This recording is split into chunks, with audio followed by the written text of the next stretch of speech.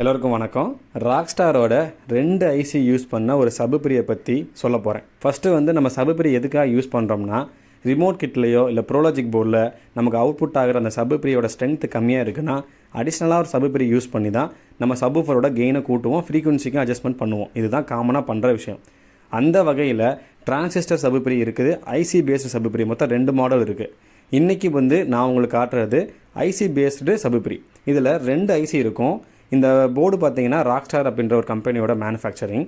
இதில் 2 ஐசின்றது பார்த்தீங்கன்னா NE5532 அதை யூஸ் பண்ணி பண்ண முடியும், JRCயோட 4558 யூஸ் பண்ணி பண்ண முடியும்.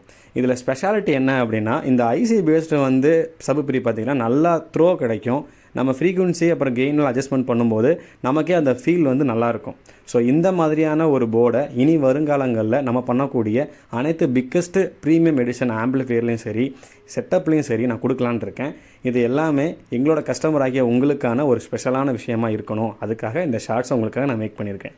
மேலும் இந்த மாதிரியான பார்த்தீங்க அப்படின்னா நமக்கும் சரி, நம்மளோட வீட்டில் இருக்கக்கூடிய செட்டப்புக்கும் சரி ஒரு விதமான புது ஃபீலிங் கொடுக்கும்.